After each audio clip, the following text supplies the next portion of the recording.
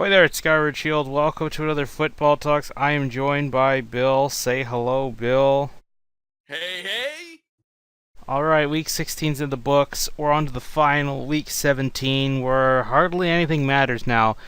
I think, all but maybe one or two spots on each side of the conference fence is locked up.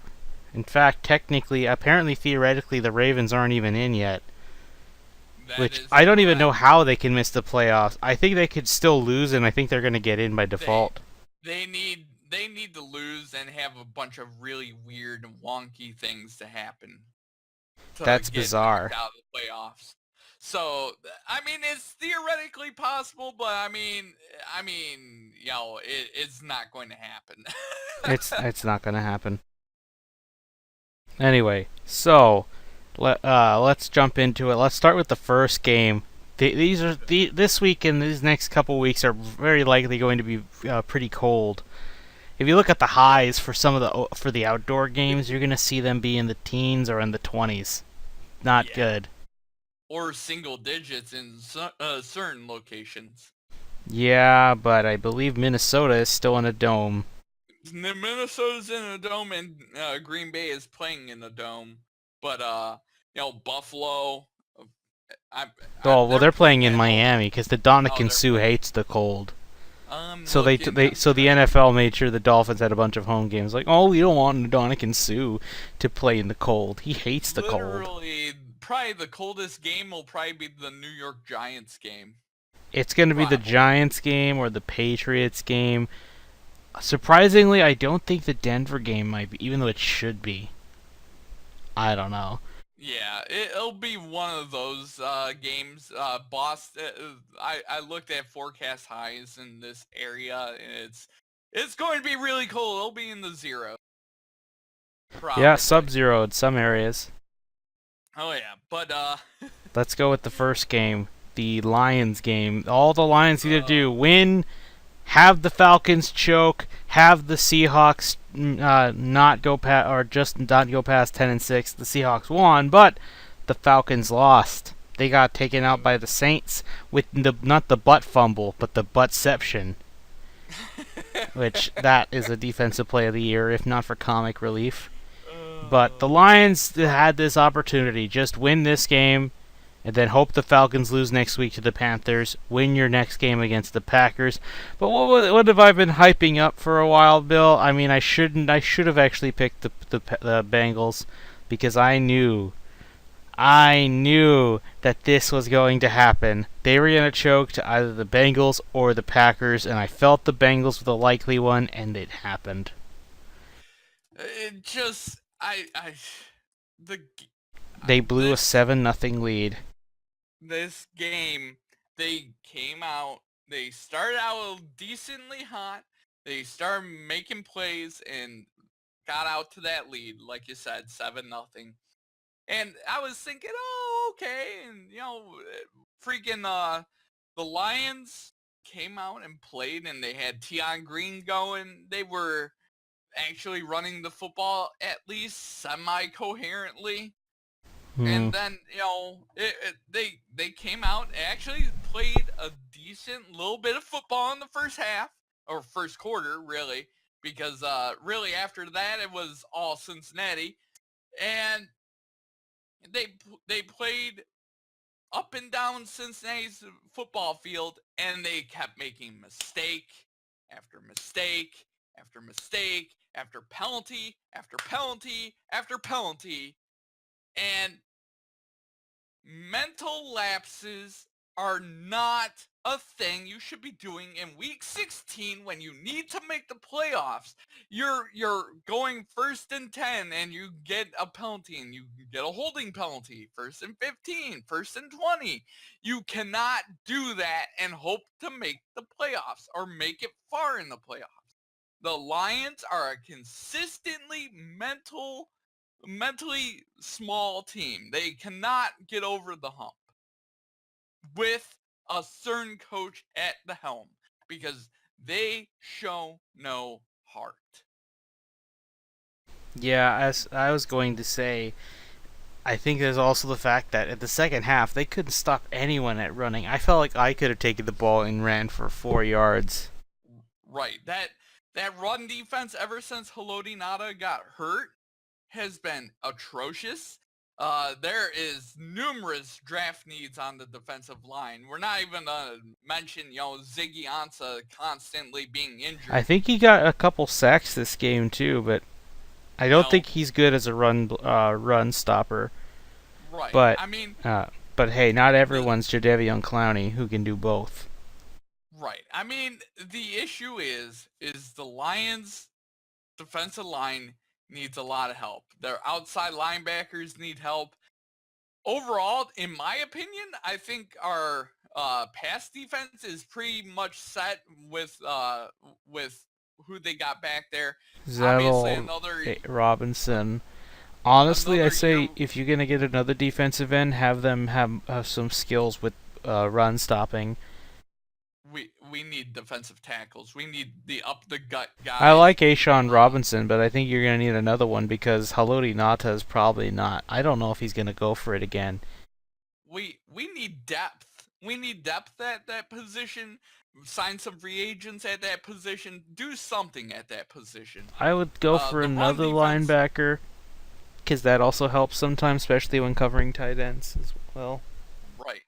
I mean, not only that, they were running on us with guys like Giovanni Bernard and freaking, players of that status that haven't been playing all year, and they just get thrust into it because Joe Mixon gets hurt, and they're running all up and down the field on the Lions defense, which has been a problem ever since really in the middle part of the season and on. The other issue is that the offense couldn't get out of its own way. They literally drove down the field and would die out at the 30-yard line and not convert. And then they're calling on freaking Matt Prater to kick long field goals, and he missed one. I mean, you can't have Prater bail you out every time that he only missed one, right? Yeah, he only missed one. It was 50-yarder. But, I mean, that's the sort of thing that can swing momentum. You can't really constantly rely on a reliable kicker to all the time make 50-plus yard field goals. It's just not going to happen. So that's another thing. The Lions just constantly, whenever they had an explosive play, it was either getting called back. I mean, it's been a season to forget in terms of penalties. They started out 3-0 too, by the way, and now they've gone 5-7 since. That is the recipe for disaster, because to me the 3-0 start indicated that when healthy the team looked great. Not perfect, right, but it looked great, and then it just fell off the map. Especially even when some pieces didn't fall off that hard, like they weren't gone for extended periods of time. But it just felt like I feel like this does go down to coaching, like you said, Bill. But more importantly, I think you guys are going to want an offensive coach instead, because I'm of the belief that as much as I say defenses win championships, I think an offensive coach is what you need to also win. And it sounds contradictory. Right. But honestly, if you have a good defensive coordinator, you can get an offensive coach, head coach, and you're set. Right. Bill Belichick is a defensive-minded coach. He's one of those few exceptions. Honestly, wasn't he a special teams coach first in his career? He was special teams and then defense. I feel like he's one of the few exceptions because he just knows all. I mean, overall, I would tend to agree with you that if anything I want is more of an offensive-minded head coach, but the right one. Obviously, my reasoning for why the Lions need a new head coach is it's encapsulated in one call, and it's late in the game. The Lions are hanging on to try to win to save their season. They're trying to save their season. And you have the ability to challenge a play that looked 50-50. You know, could have went our way, could have went Cincinnati's way. You have an ability to save your season and challenge the play and maybe have the call overturned. And what does Jim Caldwell decide to do? He does nothing. He does nothing. And that is the perfect encapsulation of exactly what's wrong with the Detroit Lions. We're too conservative. Your season is on the line. You have the ability to change the game, and you do nothing. And that's the exact reason why he needs to be fired. Yep, I agree. I mean, I think you said you wanted Josh McDaniels and some other guy to one of them to be your head coach. It's either the offensive coordinator of the Patriots, Josh McDaniels, or the defensive coordinator of the New England Patriots, Matt Patricia. And the reason why I'm saying Matt Patricia would be an interesting choice, if you really think about Josh McDaniels, he's more of the fiery type, etc., etc. And that I would greatly enjoy in Detroit. But Matt Patricia seems to hold his players accountable. He holds himself accountable, and he's a calm but smart presence on the sideline, and young. You know, you get a coach that could be there for 20 years.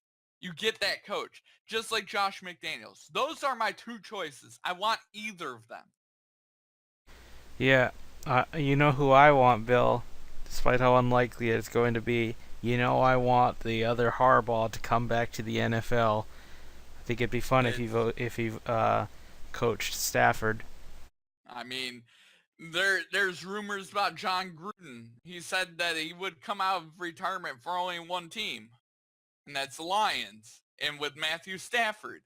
So, I mean, you know, I don't see Jim Harbaugh coming out of Michigan just because of how much money he's making. I mean, the Lions couldn't pay him nearly enough to come out. Michigan, the University of Michigan, has really deep pockets. They'll just outbid anyone that tries to take them away.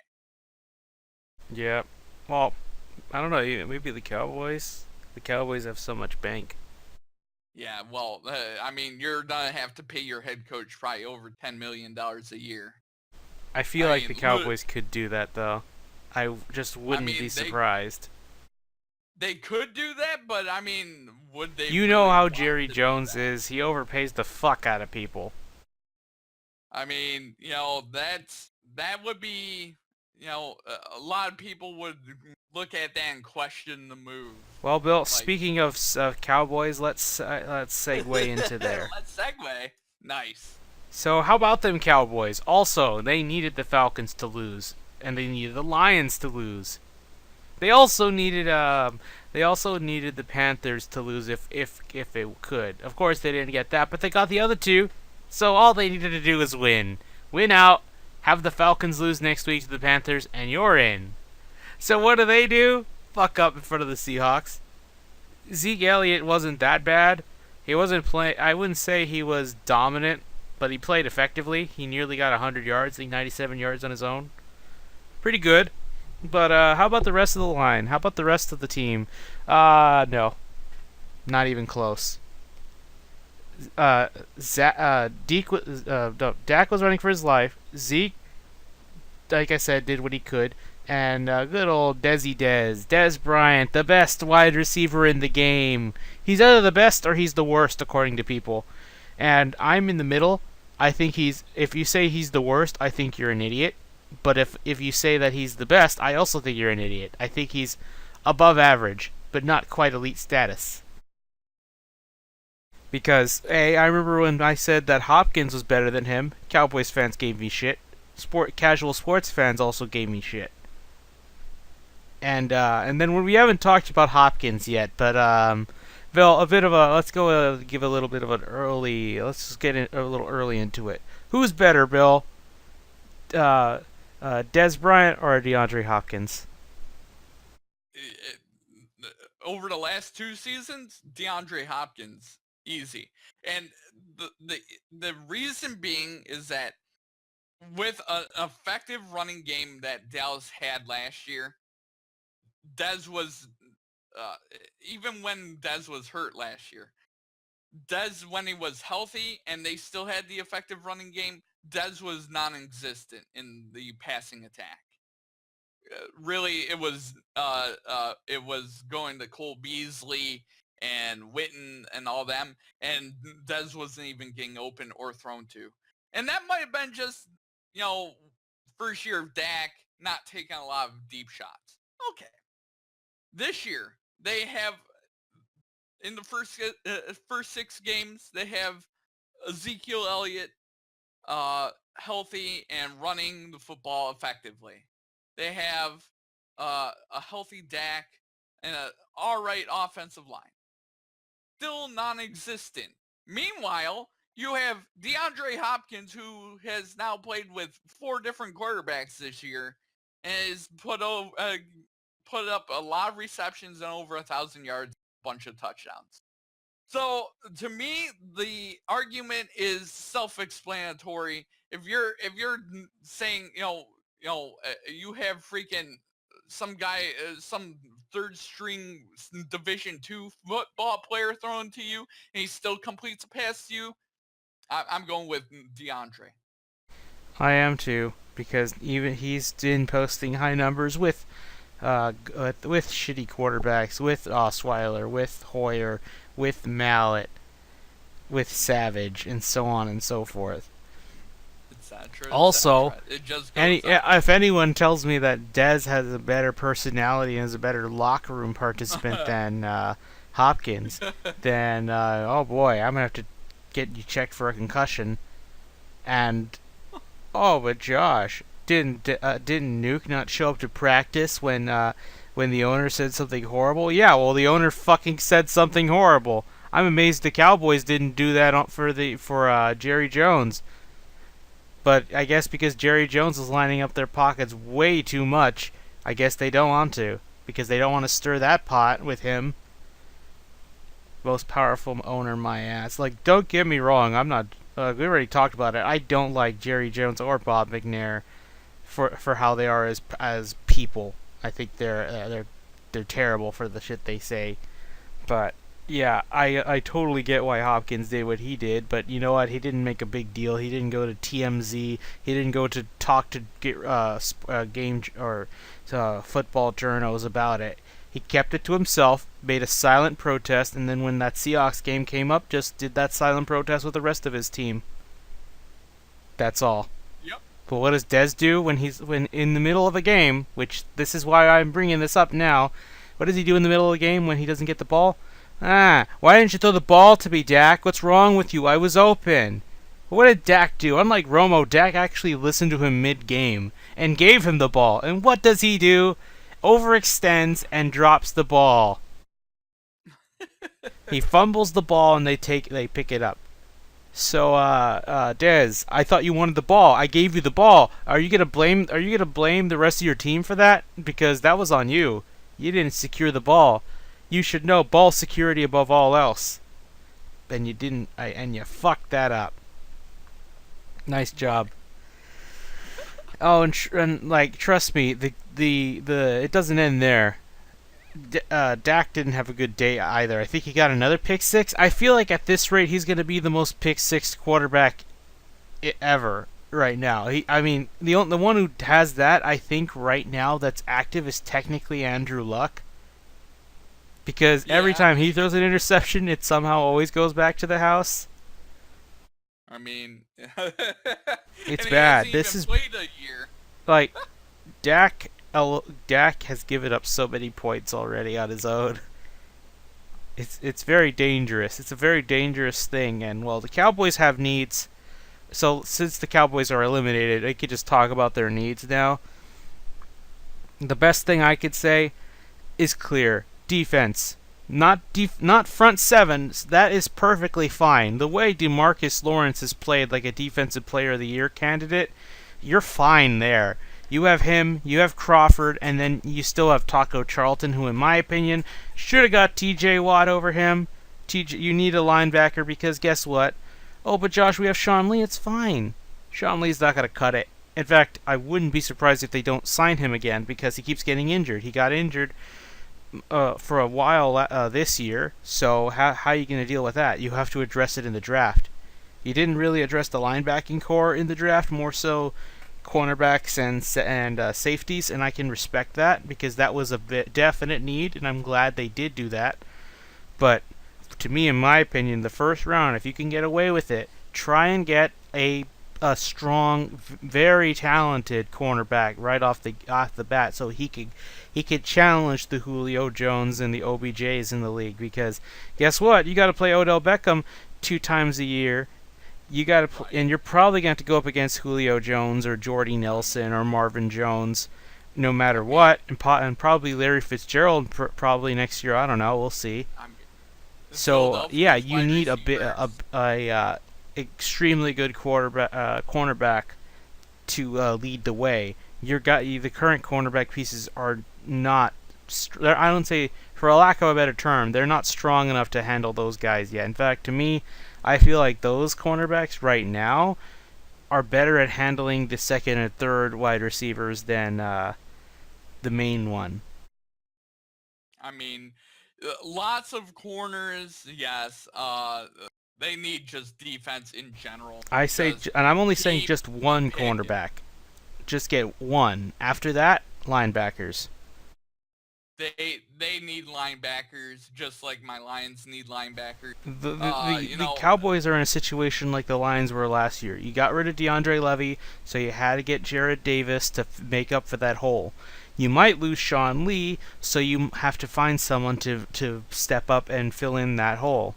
Or in this case, more, because the linebackers are perhaps the biggest need in terms of depth. Someone told me get an elite wide receiver, and I laugh because I know Dez is not a top 10 wide receiver this year.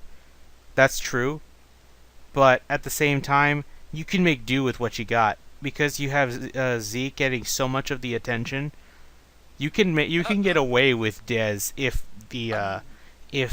Zeke's having his way with a bunch of the defense.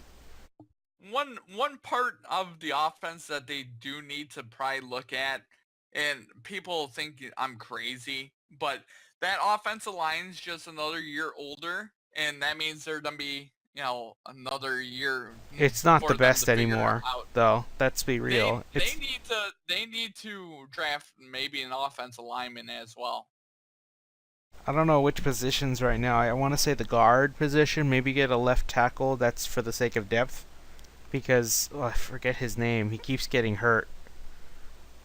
But the left tackle for the Cowboys has been, as of this past month, he's missed a lot of games just because he keeps coming on and off of practice. But anyway, yeah. So I think you're right with the offensive line. That does need help, but you don't need wide receiver help. You don't need help for that. Maybe get a tight end, but that's about it. Other than that, get the linebacker situation sorted out. Get one good, strong cornerback. If you have to settle with free agency too, go for it. But I doubt you can buy anyone yet because, oh boy, if I know the Cowboys fans will not believe me now, as much as they would like to hear this. But when I say the caveat, then they start to get questionable. You have to win now. If you're a Cowboys fan, you have to win now because just think about it. In 3 years or so, you have to pay both Dak and Zeke at the same time. And here's my question right now, Bill. For this Cowboy system, who's more valuable? Because we've seen the situation where Zeke is gone, and then they're all of a sudden, they're the same old Cowboys. The same Cowboys that go 8-8 or worse and disappoint us all, but with them, they play much better. They didn't play much better in this case, but what do you think? I mean, in this current system that they're running, I would say the more important one to sign would be Ezekiel Elliott. I mean, Dak Dak is getting better, and he'll continue to get better. So in 2 years, he could be very valuable. But right now, I would say Ezekiel Elliott. Yeah, to compare to their other Texas counterpart, the Texans lost so much and they've lost their quarterback. You can tell that on the offense at least, Deshaun Watson is so important and pivotal to that offense. But then we look at the other side, like at least Houston, say because they're bad. The Texans are bad because they've lost so much. But especially once Deshaun went out, all a hope of relevancy became lost. So what makes them what's so different with the Cowboys situation? I take one player away on offense. I take away Zeke. I suspend him for 6 games, and the Cowboys have fallen they've fallen into like it was an apocalyptic situation. Everyone's running for their lives because nobody knows what to do to survive. I mean, One to be guy gets fair, taken out and they're done. I mean, to be fair though, they did win games. They did, but not Without, enough. I mean, overall they're in a much better position. But I mean, still, the Cowboys without Ezekiel Elliott just didn't have enough. I mean, give Dak a couple more years, and I think he could be a top 10 quarterback. He definitely has all the intangibles that you look for. He's got the it factor, and that's something you don't see. You either have it or you don't, and he has the it factor. It's just developing the it factor, developing that leadership quality, developing him as a quarterback that's able to do all the throws, all the reads, and decipher a defense. And when I he's think able to do that, he could turn into an Aaron Rodgers. He literally could. It just, you gotta give him a couple of years. yeah. And I don't think it's a 2 to 3 year process with that. If anything, I feel like he could develop more into a Russell Wilson player, in my opinion. But I really can't wait for next year. I hope to God they may, because gonna give the Cowboys if you're gonna give the Cowboys 200 primetime games, at least make one of mine come true. Let it be known, Cowboys Texans Monday Night Football or Sunday Night Football, one of those. Don't give me that. Oh, but the 4:30 game, or what about TNF? Fuck Thursday Night Football. I should die. Players hate it, fans hate it, coaches hate it. So why should we keep it going? Just give Yeah, me 2 Monday Night Football games. Okay, thanks, bye. I want Cowboys Texans to be a nighttime game because that what happens once every 4 years. So when it does, we gotta treat it like it's a special occasion. I want to or see who wins between Watson and Prescott and who gets the exclusive bragging rights. I mean, theoretically, you could just move Thursday night football to Friday night football, and I mean, literally, it's that's high school night, for football. But you could say, oh, start off the weekend right with some Friday night football, and then boom, there, and then Saturday is college, Sunday, Monday, and then you have an extra day to prepare, and there you go. Yep. I love Saturday Night Football, though. I wish they could do it more, but goddamn college is in the way.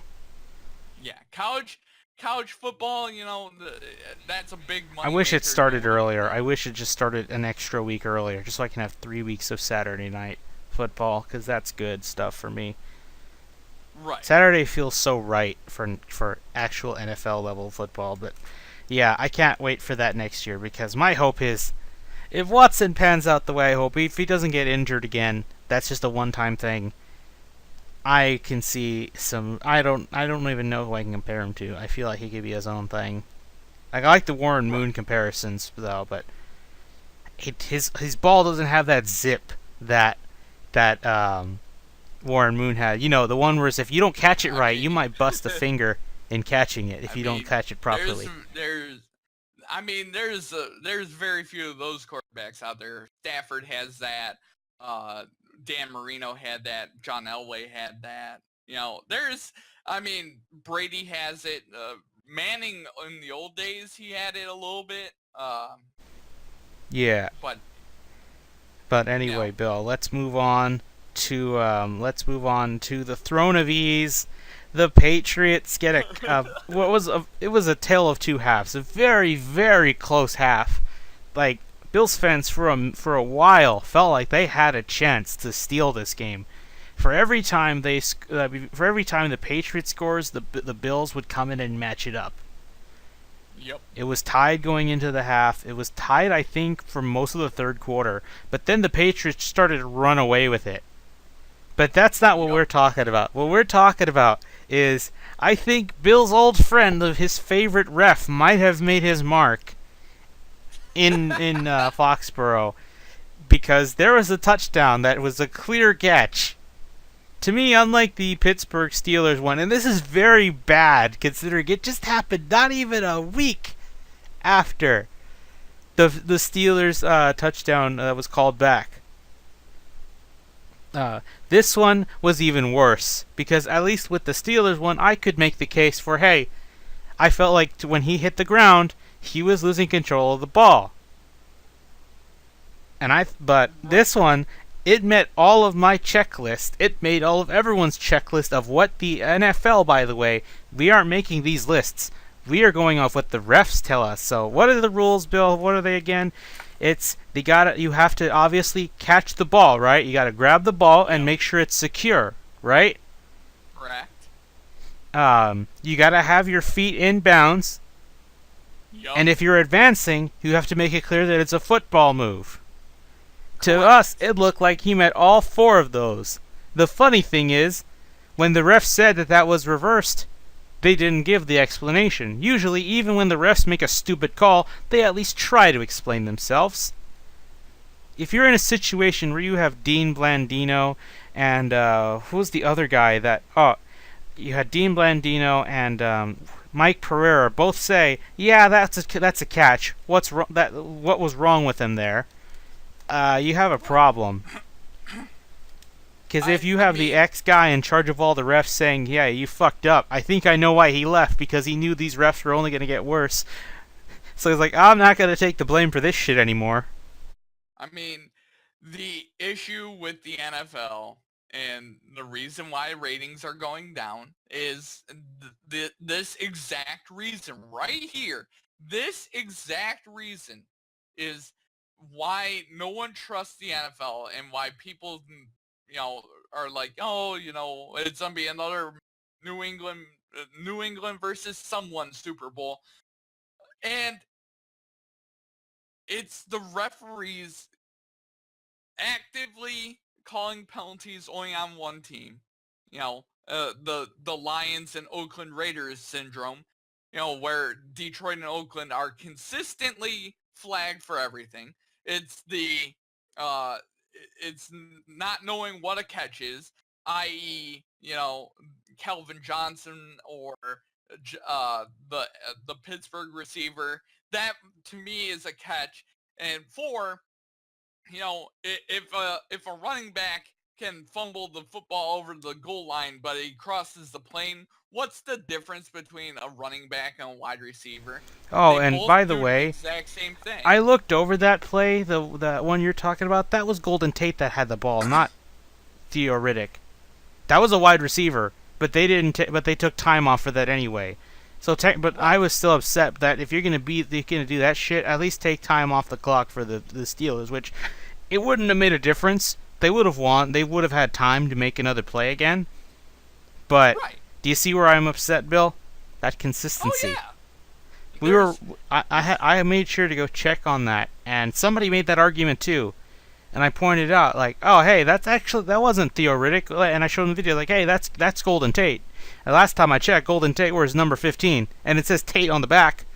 So, yeah, where's that argument now? Of course, the guy didn't respond, but, Right. What else do you expect when you lose an argument?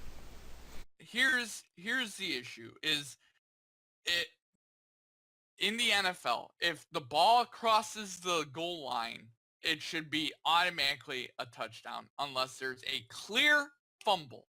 If you go to the ground in there needs to be a clear set of rules. Inbounds from goal line to goal line, you have to keep control of the football. The once it crosses the magical line of happiness that is the goal line, it should be deemed a touchdown. Period. You know, you keep if you're a running back and you jump over the pile and lose the football after you cross the goal line, it's still a touchdown because you crossed the magical line. You didn't go to the ground or any of that other stuff. If you cross the magical line, it should be considered a touchdown. Period. Yep. And it's clear these refs, even with full time, still can't seem to quite get a grasp on it. Exactly. I mean, that if you want to be consistent, if a running back puts down the football, you know, and he's not touched, then it's a fumble, etc. Because he has to keep it consistent, just like you said, consistency for both running backs and wide receivers. Yep, but like I said, I made sure to verify that was Golden Tate catching that ball all those weeks ago, not Theo Riddick. Oh, so they treated Golden Tate like a running back. Yep. Really, I think those refs just wanted to go home. That was it. Yeah, I mean, right now the Lions would last playoff position. They would right still now. be in playoff contention. They would need to win, and they would need the Seahawks to lose, and they would need the Falcons to lose. They'd still be mathematically in, but Well, what I was saying is, you know, the Falcons would be out of the playoffs. oh yeah, that's right. But I think they'd still maybe need the Seahawks to lose, maybe. Oh yeah, they would be 9-6 if assuming all the rest of the stuff was correct. Yeah. And what happened. Yeah.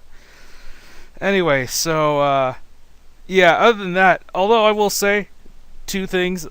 I do understand why people completely say that the Patriots have the refs on their side, because they have that shit go 2 weeks in a row anymore, and I will start to believe that too.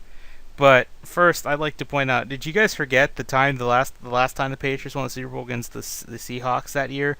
How the NFL really tried to get like the Patriots to really fuck them up. And then of course, there was last year where they did actually get away with it and suspend Tom Brady for 4 games, but it didn't make a difference because Jimmy G is insanely good. Which, I'm gonna talk about him later, Bill. I'm gonna talk about him. If I could nominate a late coming player into the Pro Bowl, I'd shove him in there faster than anyone else. But Right. But anyway, so they did that. They took Brady. I was like, yeah, that'll balance the NFL. No Tom Brady, no Super Bowl for the Patriots. We get a different team, and that helps our ratings. Nope, the Patriots, the Dynasty Killers, once again denied the Falcons their only shot. Right. So that's what the Dynasty Killers are here for. And yeah, that's what happened. And well, how do I put it? I feel like the Patriots, I definitely see where people are coming from, but I'm like, just remember, the refs did try, or the NFL as a whole, really tried hard to get in the way of the Patriots and deny them a Super Bowl, and then you saw what happened, so I don't know. I think it's just bad officiating from the refs. I think they're just terrible. I mean, didn't we all think they were all terrible because it was Phelps and the Patriots? It's like, oh, yeah, you see, the refs are biased to just the Patriots. They're not biased to the Packers at all or the Cowboys either, but okay, guys. Anyway, we'll wait and see because the Patriots I think they have the first seed all but locked up. They just need to win against the Jets, who are lost without Josh McCown. So they have a shot. They just got to beat the Jets. They get it. If the Steelers lose somehow to the Browns, they get it. But I doubt that. I hope not. I actually do want the Browns to lose this week. But I do too. Yeah. Anyway, Bill. So yeah. After that, though, the second thing I was gonna say is that it seems like it wouldn't have made much of a difference because I think the Patriots were up 3 scores when you don't count that last touchdown that should have been counted, or even if you did, they would have been down 2 scores. Yeah. Either way. You know. What, Bill? The only thing that would have made a difference in terms of momentum. I don't know if you could really stop a Tom Brady-led charge Well, at they the end of clearly that they game. didn't after the second half. You know, Anyway, Bill, let's move on to the final game, the Texans-Steelers game. We had a slaughter on Christmas. The Yinzers were all over NRG Stadium. It was all black and gold because that's how the Steelers bandwagon is. When they look like they have a good, legitimate shot at a Super Bowl, they come in droves. But when they're like, oh, we're like 9-7 and stuff, or like we've barely got in, it's like, fuck the Steelers. Who likes them? Let's go with Baltimore. It's like that. The Yinzers are very inconsistent. That's why I don't like them. But either way, they were there, and they had every reason to be happy because they slaughtered a bad Texans team, which I think they actually had to switch quarterbacks twice.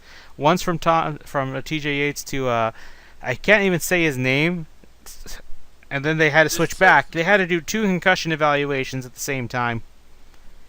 yeah. I mean, and through it all, they got exposed. That defense got really exposed by the Steelers. I mean, they were throwing the football all over the field on them. Yep.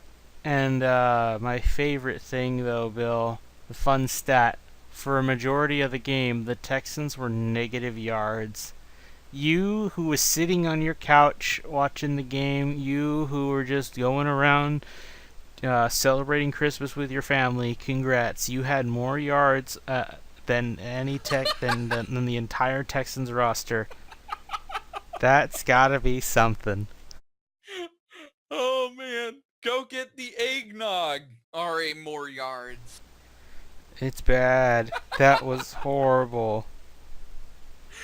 I'm sorry to laugh at that because I know that you're, but holy God, it reminds me of about 10 years ago, a Lions game against Arizona where they had negative yards for a game.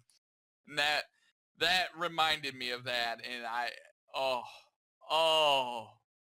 that brings back painful memories. Luckily, the Steelers didn't try hard to because they already won that game by the end of the first half. Good thing they let us get a touchdown to make up for that because that touchdown, though, let's give it a bit of a discussion, Bill, because you want to know why Hopkins is also better, because he can catch balls that Dez can't catch. What did he do? He made a true juggle move to get the ball. Now, some people say when they juggle the ball, I would say it's more of a hot potato grab, where you're trying to keep it secure between a small space between your hands. That's to me more of a hot potato move. I would call it that. That sounds so stupid and comedic, I know, but just roll with it. But a true juggling move is making it go over your head to the other side of your body to catch it. What does Hopkins do? He knows he can't catch the ball at that angle, so he moves it. He flips it up to the other side of his body to give it a more favorable position and catches it that way while keeping his feet in bounds. Yep. This man is a beast. Yep. I already bequeath that he is a is. Hall of Fame quarterback or wide receiver. He could retire right now and I'd slam him in there. Because the man has insane good ball control skills. In fact, at this rate, why don't I just shove him in the NBA? I'm sure the Rockets would love him. Actually, no, he wouldn't go to the Rockets. He'd go to the Spurs because he said he's a Spurs fan and he loves Kawhi Leonard. Because that man, Hopkins, has good tastes. Oh, yeah. But Bill, I mean, what did you think of that catch? Overall, it was one of the catches of the year, in my opinion. I think it is the catch of the year.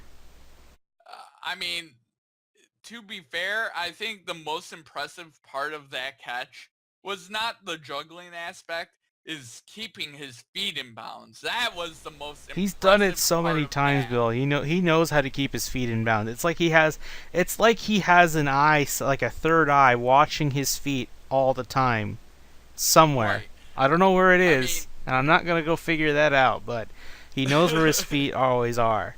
And I think that's impressive. I think you have to purposely push him out of bounds, which, Bill, if you purposely push a player out of bounds so they can't catch the ball, is that interference?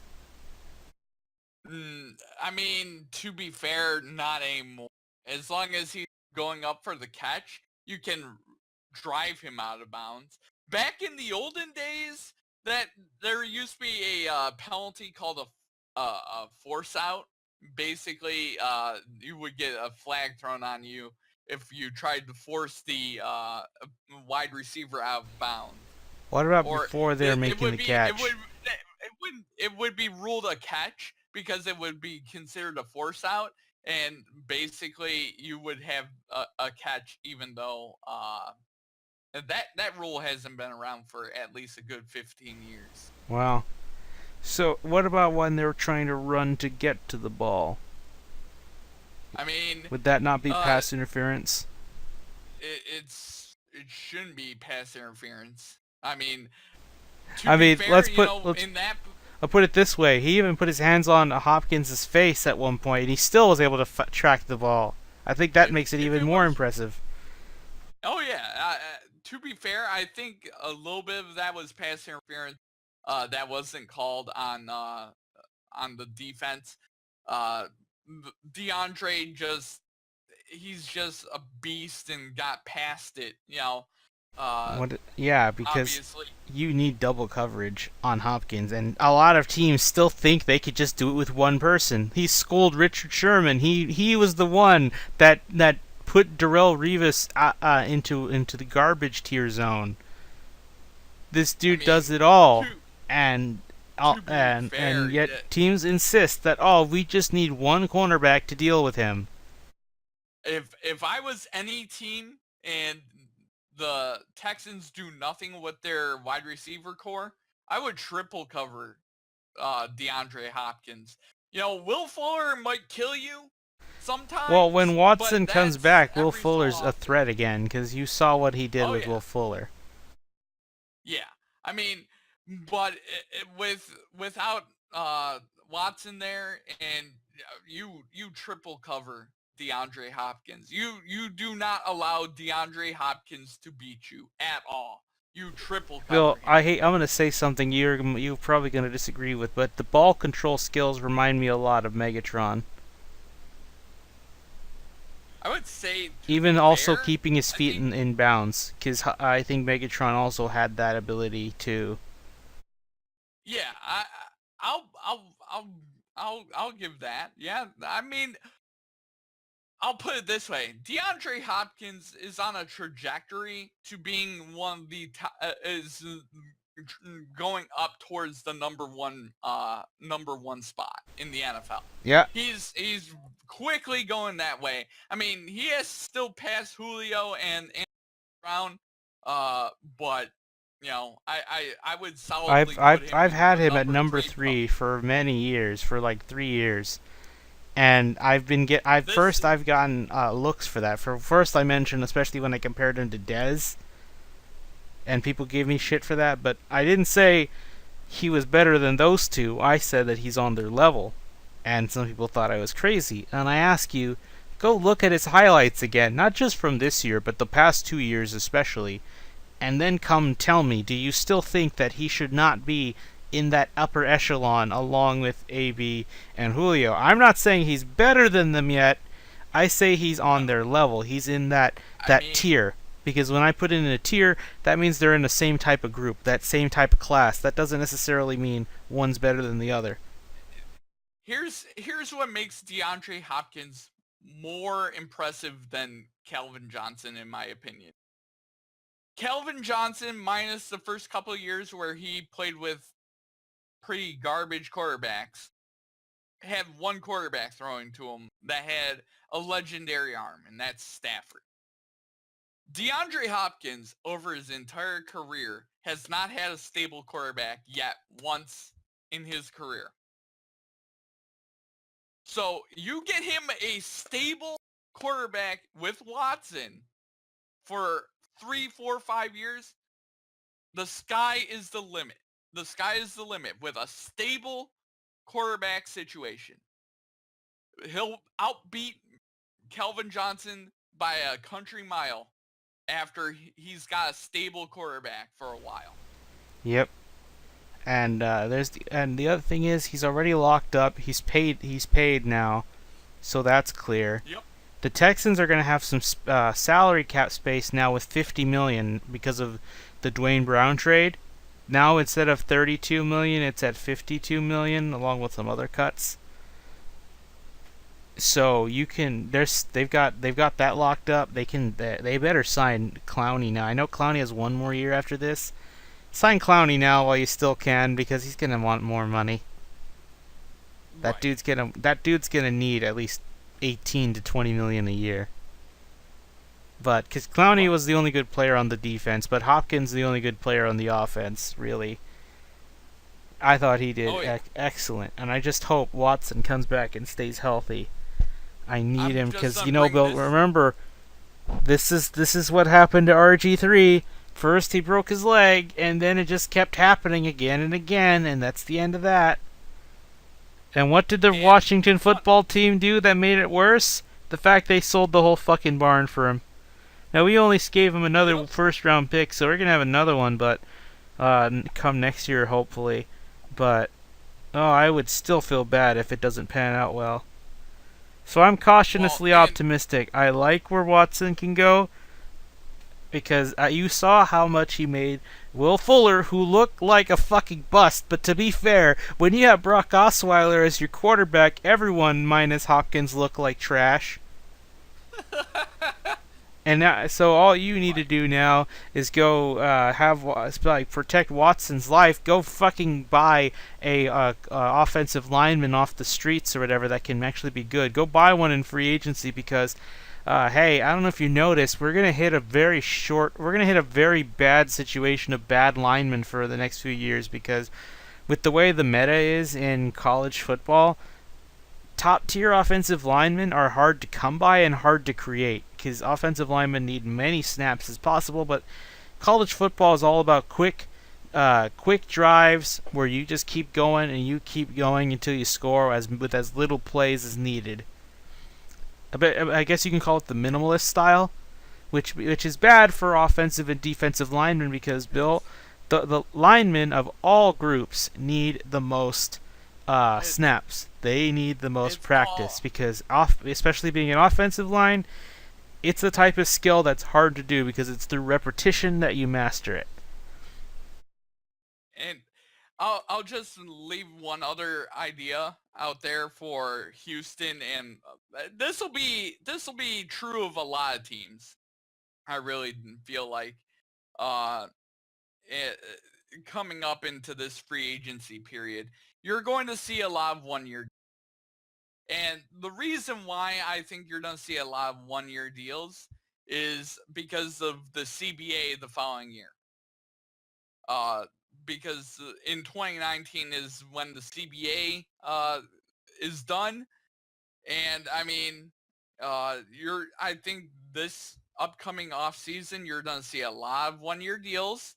So that way players are signed for 17, 18, because in 19, it's going to get a little wobbly. So I see that as an upcoming trend. So that's something to also keep in the back of our mind as well for the upcoming free agency period and the amount of money the Texans have right now.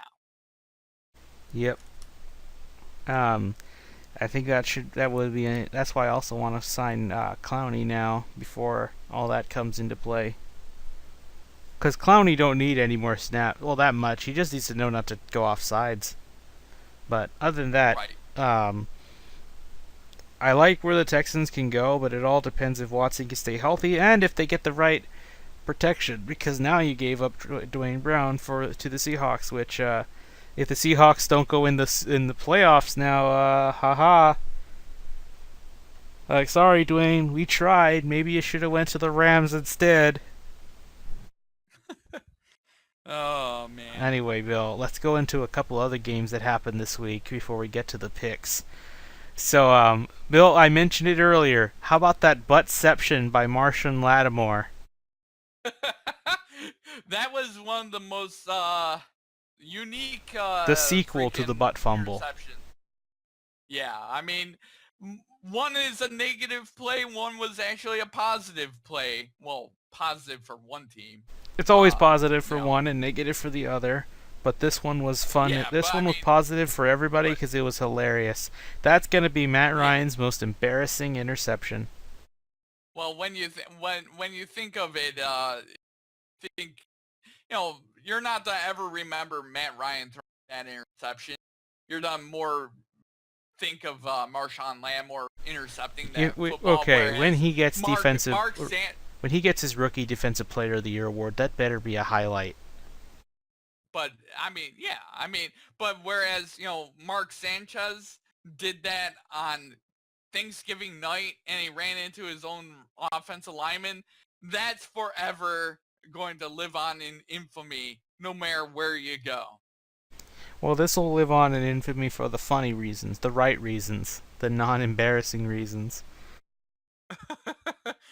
Right. I mean, you're not going to remember that about Matt Ryan. In other news, we had the Rams clinch their division for the first time since 2003. That's 14 years. That's oh man, Bill. That's a long time, and I'm excited for where the Rams could go. I don't think they're gonna go to the Super Bowl or anything. Although I'd love nothing more than to see Rams versus Patriots for the sake of a grudge match.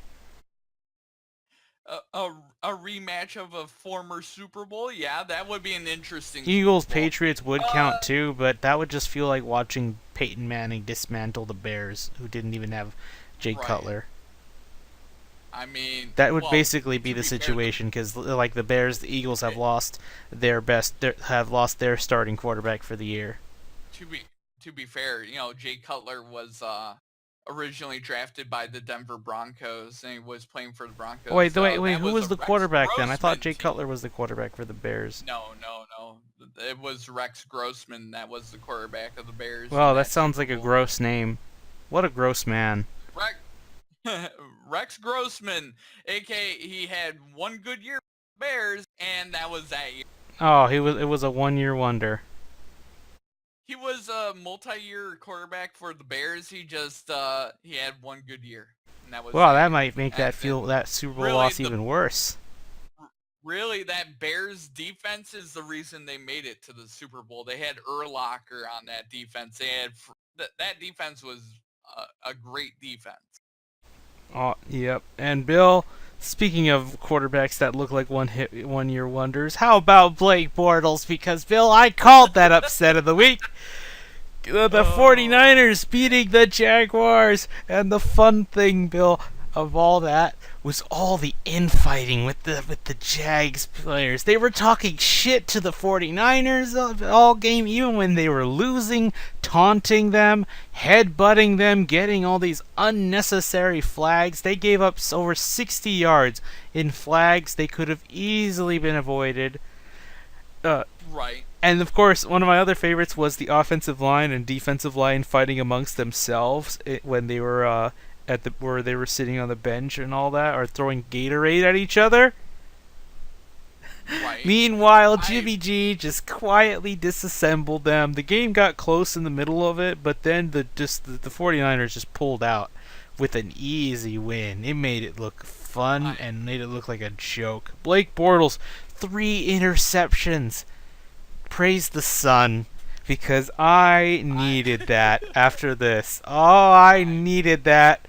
I mean, they're still in the playoffs. They're locked for the 3rd seed, but I'm fine with that. Now I just need to wait for if I need the Jags to run into good old Tom Brady. If I can get my wish for that, oh, how happy I'd be. But it probably won't happen because they're going to be the 3rd seed. I think that means they have to go play Pittsburgh if they win. Right. So, Jags, I may need you to beat Pittsburgh again, just so I could see you get dismantled by the Patriots, 28-3. That would make me happy. And my personal favorite thing is like, oh no, we need to get a quarterback quick. Let's use our high first round draft pick. Oh wait, we got to the AFC title game. That means we only have one of the last 4 draft picks of the first round. What do we do? or the better part for me is overpay the ever-loving shit out of Blake Bortles. Pay him so much because of one okay year that's really inflated because of the defense. And then when he gets even worse, you then realize, oh my god, we fucked up by giving him too much money, and so eliminates all remaining cap space of the Jags. And yeah, I know I just revealed my grand plan, my master plan, and it's not gonna happen now, but yeah, I'll be happy for either of those to happen. In the first place. What, Bill?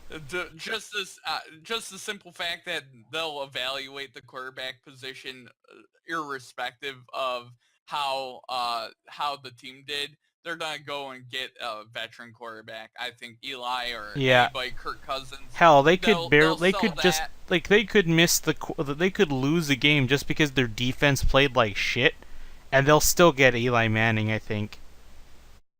I mean, and the other thing about that game for me is that it officially solidified me the Jimmy hype train. I was holding out on Jimmy G to see him prove it against a top defense, and he did it against a top defense. I can't deny myself anymore.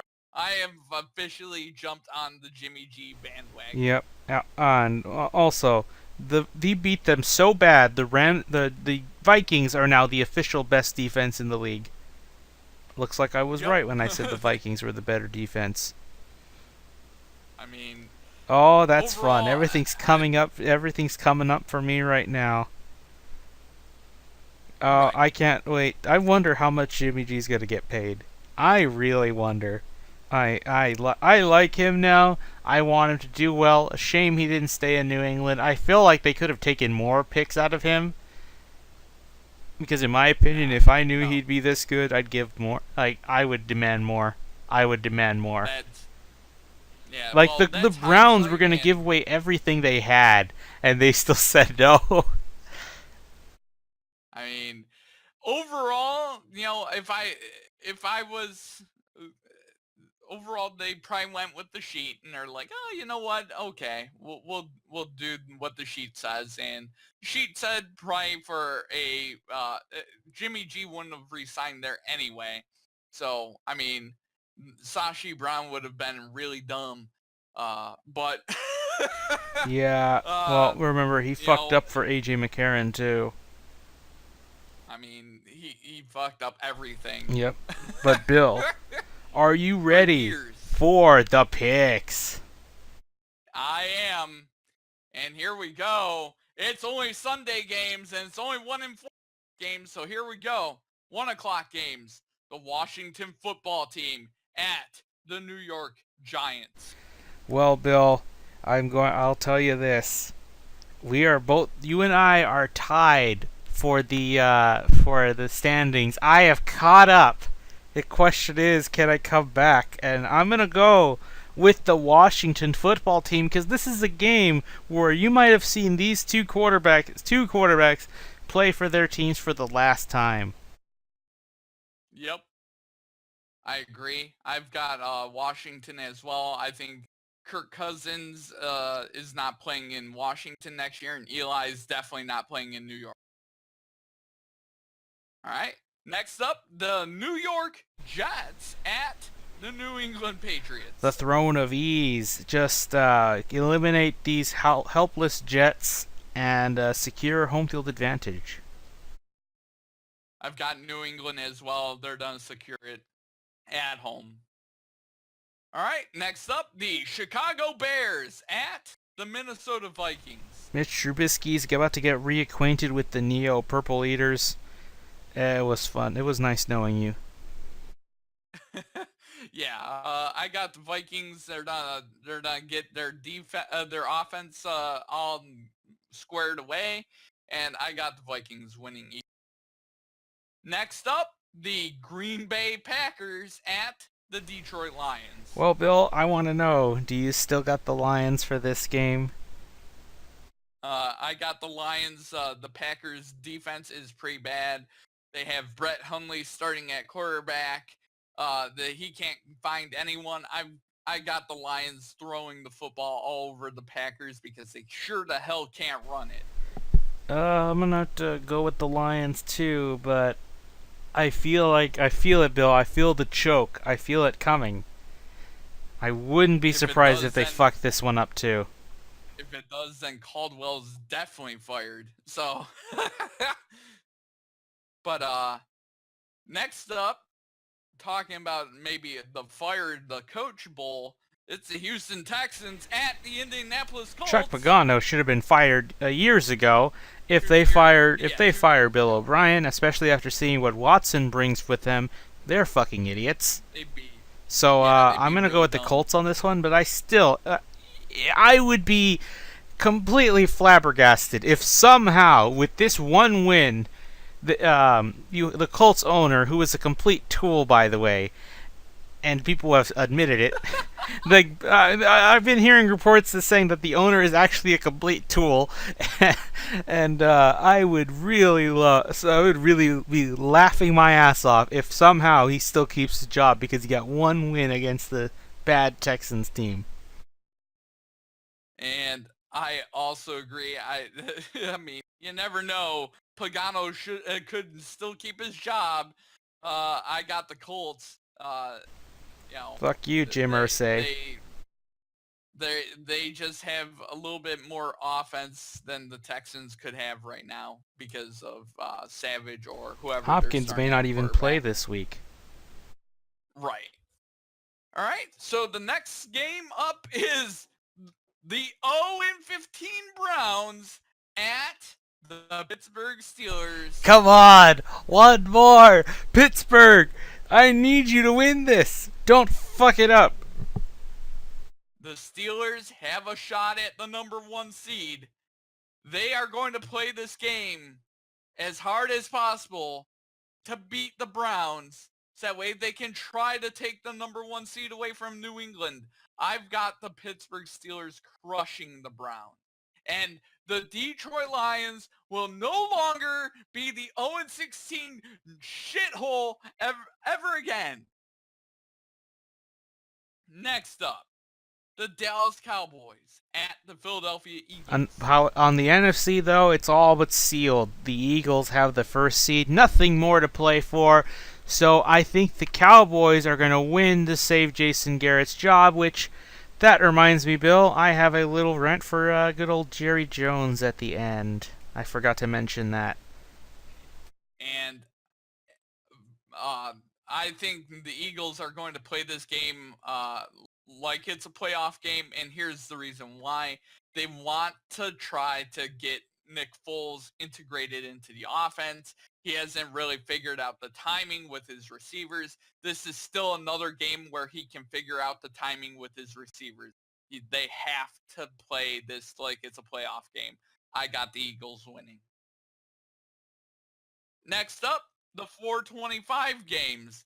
The San Francisco 49ers with Jimmy G at the Los Angeles Rams. And the Rams are now very interested in this 49ers team, and I think they're going to actually humble them and end their win streak. The 49ers are done already. They're not going to the playoffs, but the Rams feel like they could still do something with this. Yep. I got the Rams as well. They're going to put up a lot of points on the defense. I just don't see how Jimmy G in that offense is going to face off against that defense. Next up, the Oakland Raiders at the Los Angeles Chargers. I'm going to go with the Chargers. Try and complete the run and get in. The Titans have fucked it all up, so you have a chance. Don't blow it. Get the 20 fans. Oh, wait, no. You'd be a wild card team, so you would only have like 2 fans go with you to a wild card game. Oh, man. As the stadium sits empty, the Chargers win a game, and you hear crickets. I got the Chargers. Next up, the Kansas City Chiefs at the Denver Broncos. Okay, I'm going to go with the Chiefs. Finish up strong. We had good old Santa Reed in the house the other day. That was fun. It beat a bad Broncos team led by Brock Osweiler. And oh boy, John Elway's going to have a big mess to sort out in the offseason. Yes. I got the Chiefs as well. The Broncos are a complete mess, and they're not looking any better. Next up, the Jacksonville Jaguars at the Tennessee Titans. The Titans humbled them last time, but now they've lost DeMarco Murray for the year. I feel like now the Titans are about to be exposed. I'm going with Jacksonville. I got Jacksonville. Jacksonville's going to come out really pissed off, and they're going to play a defensive game and just strangle the Titans offense. I hope this game's close enough so that the Jaguars players get mad at themselves, because them fighting amongst themselves really encapsulated the Jags fandom for me best. They'll fight anybody, even themselves. Next up, the New Orleans Saints at the Tampa Bay Buccaneers. I was going to give Tampa Bay for giving the Panthers a run for their money, but come on, you made Cam Newton drop the ball near the end zone, and you still let him pick it up and let him get in. Shame on you. I'm going with the Saints for that. I also got the Saints. Kamara's gonna go crazy in this game. Next up, probably the hardest game to pick, the Buffalo Bills at the Miami Dolphins. Yeah, I would see where you're coming from, but I feel like the other NFC matchup that's important is like that. I'm gonna go with the Dolphins to deny the Buffalo Bills a playoff chance. And I've got the Buffalo Bills beating the Miami Dolphins. I think the Bills are going to play a really hard-fought game and try to win it to get in. Next up, the Arizona Cardinals at the Seattle Seahawks. I'm going to go with the Seahawks. The Cardinals, I'm glad they shut out the Giants. That made me happy too. It made my friend Steven happy because he got to see that game too. Larry Fitzgerald had a great game, but that was all fun and games. It's all over now. The Seahawks are desperately trying to get in the playoffs, and they need a win to get in, and the Falcons to lose. So I need the Seahawks to win today. And I've got Seattle. I mean, they proved something against the Dallas Cowboys offense when they were shorthanded on defense. I got Seahawks. After getting absolutely stomped, they came back and responded. They need this game. I got Seattle. Next up, the Carolina Panthers at the Atlanta Falcons. This one is perhaps likely to be the closest game. In Prolapse Stadium, where Falcons fans are going to be about as clenched as the hole above them is, I'm going to go with the Panthers to crush their hopes and end their playoff aspirations, because the Falcons are going to be a team that went to the Super Bowl, choked the biggest lead in NFL history in the Super Bowl, and then missed the playoffs the year after. And I'm going to agree with you. I've got the Carolina Panthers beating the Falcons.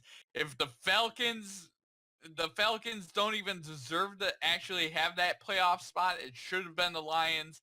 Now my vengeful side has come out. I want them to not make it. I want Seattle to make it. Just that way the Falcons don't get in. If I can't be in there, they can't be in there. I got Carolina. And the final game of the regular season, the Cincinnati Bengals at the Baltimore Ravens. Okay, Ravens, just win, you get in. Should be easy. The Bengals are shit. Don't let that Lions game fool you. They are not that good. I want Terrell Suggs to eat Andy Dalton alive. Yep. This will be the game where Andy Dalton loses job as a starting quarterback. I got the Baltimore Ravens. All right, Bill. That's all the games. You and I have two different games, so either one of us will pull to a big lead, or we're just gonna tie again. But anyway, So the Cowboys-Eagles game and the Dolphins-Bills games are going to be the games to watch. But anyway, there was one last thing I forgot, and that was in the Cowboys segment, and I want to mention it. So, Bill, I teased it early, but I forgot to bring it up again. So, there's the whole thing with Jason Garrett. Like, his job is at stake because, the Cowboys are playing shit, and he can't win them a playoff game anymore. He only won them one, which that was with an asterisk, mind you. But Jerry Jones saying that his job is not even at risk. That, let me see. I have to get the quote because I sent it to a friend of mine, and I know I can. Oh yeah, here it is. His job is not an issue here at all. So basically, Jason Garrett is coming back, which means, guess what, Bill? More mediocrity and stupidity for the Cowboys because Jerry Jones loves any coach that kisses his ass every day and lets him run the show like he's also a coach too. Right. Because Jerry Jones has so much manipulation within the Cowboys organization, it has led to it's led to a lot of stupid decisions. And I would just say that I want his son to take over entirely because every time his son has made most decisions amongst the draft, it's been for their benefit. Right. They've focused on defense. They've acquired better pieces too, but I feel like he needs to keep leading the charge and just take as much power away from his dad as he could, but we'll see. Who knows? Maybe he might even lose that spot because he keeps trying to challenge Goodell, which, as I told you before, one man can't fight Goodell. Tom Brady couldn't beat Goodell, and that's because Tom Brady was actually right. Jerry Jones is a hypocrite, and then he wants to call Goodell corrupt stuff and talk about bad moral values. But then he wants to say, like, oh, we are the great. We can be a great team. We can go to the Super Bowl. Not with Jason Garrett, you're not. And not with this defense like this, you're not. Your defense is trash, but you don't want to acknowledge it. And of course, this is also the same guy that said that Colin Kaepernick's message was going to destroy America. For a second, I thought I was watching Fox News. If I want to go watch Fox and Friends, I'll go do that on my own. But I don't want to hear that here. But anyway, I just want to say that good luck with Jason Garrett because I feel bad for Cowboys fans a little bit just for the fact that they're not even getting a real coach. But again, I don't want to hear Cowboys fans saying they're the most pain franchise right now or ever, especially if you're going to say ever because I don't know, 5 Super Bowl rings. Tied for second most in the NFL? Oh, that must suck to be you. Oh, but I didn't live to see them. It doesn't change the fact that they're there. Just because you were born after the Cowboys won their last Super Bowl doesn't mean that they're not there anymore. Right. Only if you were born before these years can you see these Super Bowl trophies. Otherwise, they're invisible to everybody else. It's like, no, they're still there. It doesn't change the fact of what they did. I mean, with the final thought on that is you can always go back and rewatch Super Bowl 20-something. Yeah, watch when one of your players was stupid enough to let go of the ball near the end zone. Yeah, I mean, overall, the only thing I have to go on as a Detroit Lions fan is 92 when we made the NFC title game and lost to the Washington football team. Yep. That was a horrible time, I know. But basically, I just hate those obnoxious Cowboys fans. There are some I don't mind, like my friend Andrew, even if I disagree with him on some things. But those Cowboys fans are like, wow, we're so pained. Like, what are you, a Yankees fan? Shut up, you'll be fine. Like, don't go comparing yourself to the Browns or the Lions because you're not like them. Oh, but we got screwed out of a catch like the Lions did. Exactly. So you acknowledge that the Lions got screwed over by the refs. Yep. But remember, Bill, only complain about the refs calls if they're against your team. If the same situation happens to a team you don't like, it's okay. I don't mind it. Either all of them are bad or none of them are bad. But exactly. Anyway, that'll do it for this week. Next week, Bill, is the playoffs. I don't even know if we're going to record for that because I don't even know what to expect out of those games, but I guess we shall. We shall, because we have games to recap and playoffs to predict. Right. So, yeah, we'll see you guys for the wild card. Bill, by the way, playoffs? You gonna talk about playoffs? I can't wait to incorporate that soundbite next week. Oh, man. We'll see you guys next week.